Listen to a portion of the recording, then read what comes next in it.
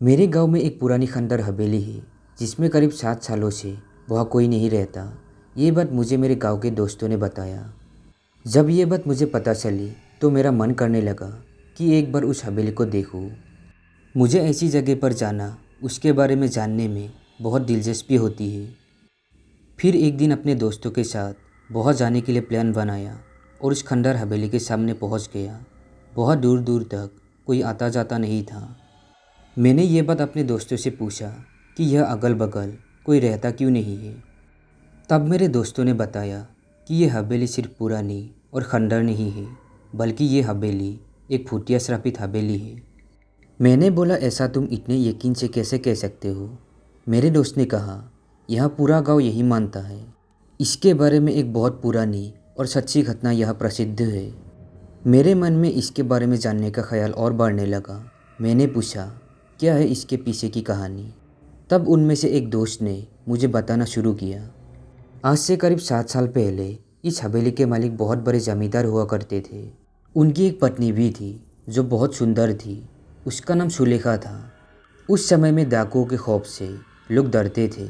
डाकुओं की टुकड़ी जिस गांव में घुसती थी उस गांव को पूरी तरह से बर्बाद कर देती थी। एक बार डाकुओं के सरदार को जमींदार के धन और संपत्ति पर नज़र पड़ी, जिसके बाद उसने जमींदार के घर डकैती डालने का सोचा। फिर एक दिन वो हो गया जो जमींदार ने कभी सोचा नहीं था। डाकुओं ने एक दिन जमींदार के हवेली पर रात में डकैती मार दी। जमींदार ने भी अपनी सुरक्षा के लिए पहले से ही कुछ सिपाही और नौकर रखे हुए थे जो डाकुओं के हवेली पर आने पर उनसे लड़ पड़े। क्योंकि जमींदार के सिपाही और नौकर बहुत कम और साधारण हथियार के साथ थे, वही डाकुओं की संख्या बहुत ज़्यादा थी और अच्छे हथियार के साथ लैस थे, जिसकी वजह से जमींदार के सिपाही और नौकरों को कुछ ही देर में मार डाला। ये सब देखकर जमींदार ने सोचा, इससे पहले कि डाकू हवेली का दरवाज़ा तोड़कर अंदर घुस आए, उसे अपनी पत्नी और खजाने को कहीं छुपा देना चाहिए।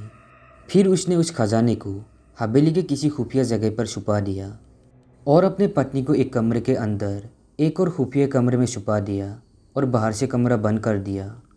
इसके बाद कुछ ही देर में डाकू हवेली का दरवाज़ा तोड़कर अंदर घुस गए, जिसमें जमींदार की मौत डाकुओं के हाथों हो गई। लेकिन जमींदार ने मरते मरते अपने खजाने का पता उन डाकुओं को नहीं बताया। डाकुओं ने खजाने को बहुत खोजा पर वो नहीं मिला। फिर डाकू बहुत से हवेली का कीमती सामान लेकर बहुत से चले गए, पर जमींदार की पत्नी जो एक खुफिया कमरे में बंद था, उसका पता किसी को नहीं था। उसकी पत्नी बहुत चिल्लाई, लोगों को बुलाने की कोशिश की, कमरे के दरवाजे को तोड़ने की कोशिश की, पर वो अंत तक कुछ नहीं कर सकी और भूख प्यास से तड़प तड़प कर वो वहीं मर गई। उसके मरने के बाद उसके लाश के बदबू से लोग हवेली में गए और उस कमरे को तोड़कर उसके लाश को बहुत से निकल कर उसका अंतिम संस्कार किया। कहा जाता है कि आज भी वो अपने पति का इंतज़ार उस कमरे में करती है। उसका पति कभी तो आएगा और उसे उस कमरे से आज़ाद कराएगा। वो आज भी उसके हवेली में घुसने वाले को सजा देती है। मैंने अपने दोस्तों से यह कहानी सुनकर उस पर विश्वास नहीं किया। मैंने पूछा, क्या यार तुम लोग भी कब की बात आज तक लेकर बैठे हो?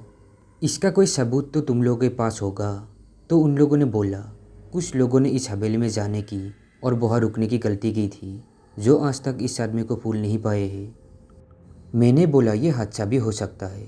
तो उन लोगों ने कहा, एक बार एक सरबाहा उस हवेली में एक रात रुकने के लिए गया था, जो सुबह जिंदा तो वापस आ गया पर अपना मानसिक संतुलन खो बैठा। तब से वो आज तक पागल है।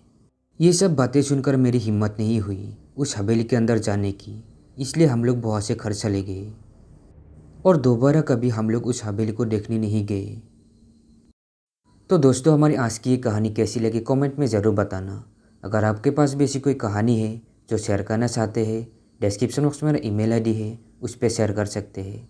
साथ ही मेरे चैनल को सब्सक्राइब ज़रूर करें ताकि आप लोगों के पास मेरा वीडियो आती रहे। आज के लिए बस इतना ही।